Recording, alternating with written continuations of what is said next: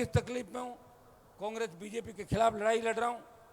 Congress BJP जिसने 70 साल राज किया राजस्थान के अंदर, अथाक धन संपदा उन पार्टियों के पास है। विज्ञापन नहीं देख रहे हो आप कितने रोज आते हैं?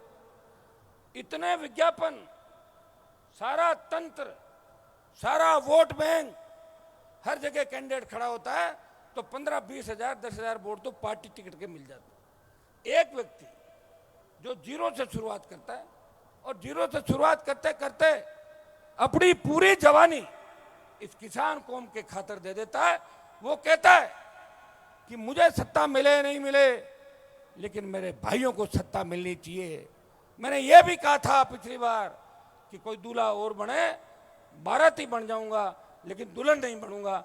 दूल्हा दूसरे को बनाने के लिए भी तैयार था, लेकिन दुर्भाग्य से दूल्हे मिले नहीं। हाँ, ये सही है कि लोग मेरे से चिढ़ते हैं। वो इसलिए चिढ़ते हैं, लोग ये सोचते हैं कि हनुमान जी को हम हमारी जेब में रखें और हनुमान जी को चलाएं। मुझे कोई नहीं चला सकता, मुझे बच्चा भी चला सकता है, कोई भी चला सकता है, लेकिन कोई ये कहे कि मेरी जेब में है, मैं जेब में किसी के नहीं हूँ। जेब में मैं जनता के हूँ, आपकी जेब में हूँ, किसी एक व्यक्ति के जेब में हनुमान बेनीवाल नहीं है। अगर मैं जेब में बैठ गया तो कांग्रेस बीजेपी और मेरे में क्या फर्क रहा बताओ मुझे?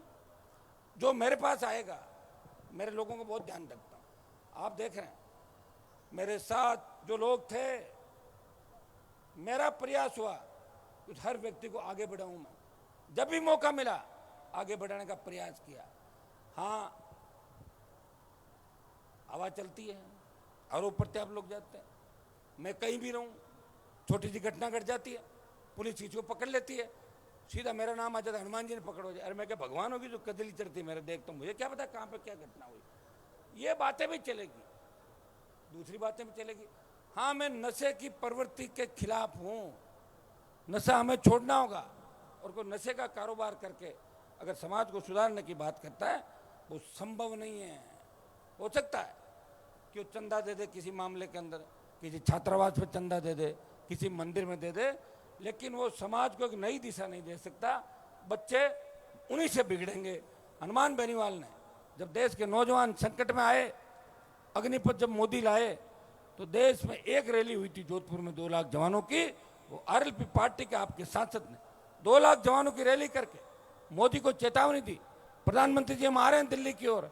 भाइयों, उस हुंकार का परिणाम ये निकला कि पहले अग्निवीर 25%, 100 में से 25% रखते थे, और अब ये हो गया कि मोदी सरकार डरी और 100 में से 50% का समायोजन सेना के अंदर होगा और 50% वापस आएंगे।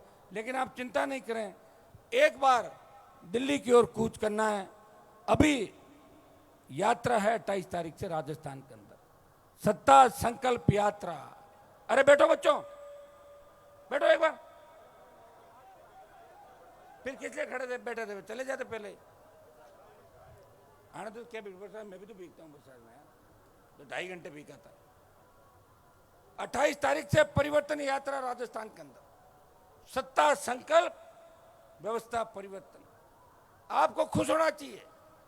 एक गांव की स्कूल से पढ़ा हुआ एक नौजवान जो मोदी की सत्ता को चुनौती देके, कांग्रेस पार्टी के नेताओं को चुनौती देके, वो राजस्थान में कांग्रेस बीजेपी की खराब की हुई व्यवस्था को बदलने के लिए 28 तारीख से सालासर की धरती से व्यवस्था परिवर्तन का आगाज कर रहा है। उसका नाम है सत्ता संकल्प। वो सत्ता का संकल्प लेके हम चलेंगे, क्योंकि सत्ता जब तक नहीं आएगी तब तक व्यवस्था नहीं बदलेगी। और सत्ता इस बार तय है। पूरा राजस्थान चाहता है कि कांग्रेस बीजेपी को बदल दें। मैं भी चाहता हूं, इसलिए मैं प्रयास कर रहा हूं कि दूसरे छोटे जितने भी दल हैं उनको साथ लेके इस राजस्थान में ताल ठोकी जाए, प्रयास किया जाए। और ये सही है कि वीर तेजाजी महाराज की कृपा हमारे ऊपर है, और वीर तेजाजी महाराज जी हमें रास्ता दिखाएंगे राजस्थान के अंदर। भाइयों, आज जो हालात स्टेट के अंदर बने, हमारी बहन बेटियां सुरक्षित नहीं, छोटे भाई सुरक्षित नहीं, पेपर लीक की घटनाएं आए दिन हो रही है, और बजरी माफिया का जो आतंक राजस्थान के अंदर केर बरपा, और उस बजरी माफिया को जब हमने भेजा, वापिस भगाया, उसके बोरी बिस्तर बंधाए, तब हमारे बच्चे देखो आपस में लड़ने लग गए बजरी के लिए, और लड़के एक दूसरे को मारने लग गए। तो कहाँ जा रहा है समाज, बताओ मुझे। कौन चिंता करेगी उस समाज की, चिंता कौन करेगा बताओ। जो चिंता करेगा वो दुश्मनी हो जाएगी उसकी दुनिया भर की। मैं इन चीज़ों से नहीं डरता, लेकिन मैं सच्ची बात ये कहता हूँ कि हमें जोश में होश रखना है। अभी आप सरकार के अंदर आए नहीं हो, सरकार में आने से पहले ही अगर सरकार की फीलिंग लेने लग जाओगे तो सरकार में नहीं आओगे। इतनी फीलिंग मत लो। हाँ ये ठीक है कि आपका एक व्यक्ति है जो आपकी पैरोकारी कर रहा है, कोशिश कर रहा है, प्रयास कर रहा है, बदमाशों से आपका बचाव भी करवा रहा है, लेकिन जैसा अपन चाहें सारी चीज़ें जब भी हो सकती है जब सरकार आपकी बने। मैं चाहता हूँ ऐसी व्यवस्था कि गांव का गरीब आदमी थाने तहसील में जाए तो तहसीलदार उसका मान सम्मान करे, थानेदार उसको चाय पानी का पूछे, बाबा चाय पियोगे पानी पियोगे, उसके बाद आपकी बात सुनूंगा, तो उसको महसूस होगा कि व्यवस्था बदल गई। आज भी थाने तहसील कचहरी के अंदर जो शोषण आम आदमी का हो रहा है, जो गरीब आदमी का हो रहा है, जो नेता के टेलीफोन से जाता है या जो पैसों के लेन देन से जाते हैं वो अपना काम करवा लेते हैं, और गरीब आदमी आज भी रोता हुआ दिखता है। जितनी पेपर आउट की घटनाएं हुई राजस्थान के अंदर, पेपर लीक हुए, पकड़ लिया आपने एक व्यक्ति को, लेकिन असली ताकत कौन सी पीछे, वो गिरफ्तारियां नहीं हुई। आप देखिए आरोप प्रत्यारोप, दिल्ली वालों को अगर किसी को बीजेपी ज्वाइन करानी हो तो बार बार उसके परिवार पे ईडी भेजते हैं, सीबीआई का नोटिस भेजते हैं, और जैसे ही ईडी जाती है सीबीआई जाती है, सरेंडर हो जाते हैं और बाहर आके कहते हैं देखिए कांग्रेस में हमारी चलती नहीं इसलिए हमने भाजपा ज्वाइन कर ली। ये ऐसे मत कहो। तो मैं तो जानता हूं, मैं तो दिल्ली से हूं, आ रहा हूं, और कहा दिल्ली नागौर जयपुर दिल्ली ना, ये बातें तो पहले चलती थी जब नागौर के लोग दिल्ली नहीं जाते थे। अब तो नागौर का व्यक्ति दिल्ली को हिला के रख दिया उसने, पूरे दिल्ली और देश को। उसको हर बात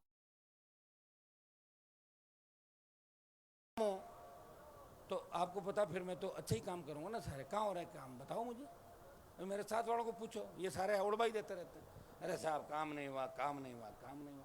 लेकिन आरोप मेरे पे लगाना, 15-15 साल दिखना नहीं, अपना बजट खर्च नहीं करना, भूल जाना, लोगों के शादी है कि अनुमान तो 30 में जाता होगा, मैं 50 में जाती हूँ। तो बोले 50 में कैसे जाती हो, कि मैं सिराने रख के सो जाती हूँ। तो चली गई 50 के अंदर, हो गया 50 का। दादाजी परदादाजी लड़दादाजी अब क्या जिंदा होंगे क्या सारे एक सारे। अब तो हमें जो बैठा वही काम आएगा मेरे भाई, जो स्वर्ग सिधार गए वो वापस नहीं आने वाले। ये तो मेरा बड़पन देखो आप कि मैं उनका पीछा नहीं कर रहा हूँ ज़्यादा। अगर मैं पूरी तरह के पीछे पड़ गया तो जेलें छोटी पड़ जाएगी, बता रहा हूँ राजस्थान के अंदर। ये भी मेरी आदत है, पीछा जिसका करता हूँ उनको पूछ लो राजस्थान की राजनीति के अंदर कि जिनका मैंने पीछा किया 3-3 4-4 टैबलेट शुरू करा दी, नींद नहीं आती, 4 टैबलेट रात को लेनी पड़ती है और 4 उठते ही लेनी पड़ती है। मैं नहीं करता पीछा, लेकिन कोई मुझे छेड़ता है तो छोटा मोटा जवाब भी देना पड़ता है। नहीं तो आप कह दो डर गए हनुमान जी, मैं डरने वाला आदमी नहीं हूँ। मैं ये कह रहा हूँ, मैंने तो हमेशा उस आदमी की मदद की जो मेरे पास आया। पिछला 18 का जो चुनाव था, 18 के चुनाव के अंदर अगर हमारे समाज के विधायक ज़्यादा बने, हमारे ही लगते विष्णोई समाज के, दूसरे कलबी समाज के, शेड्यूल कास्ट के, और जिस व्यक्ति ने मुझे अगर कह दिया हनुमान जी आपकी नई पार्टी है, आप नहीं जीत रहे हो, कृपया चुनाव नहीं लड़ाएं, नहीं लड़ाए, मैंने नहीं लड़ाए तो बन गए दूसरे लोग, काम निकल लिया मेरे से। अब बड़ी बड़ी बातें करना, अब चुनाव आ गए वापिस, घर तो मेरा ही, जाएंगे कहाँ। अब की बार आने नहीं दूंगा अंदर, अब की बार नहीं आएंगे। अब की बार जिन लोगों की मैंने मदद की, उनके दुख तकलीफ को देख के मदद की, और वो लोग अगर मेरे खिलाफ गलत बात करते हैं तो आखिर मैं भी तो तेजा जी का भक्त हूँ, कभी कभी मुझे भी तो गुस्सा आएगा कि नहीं आएगा।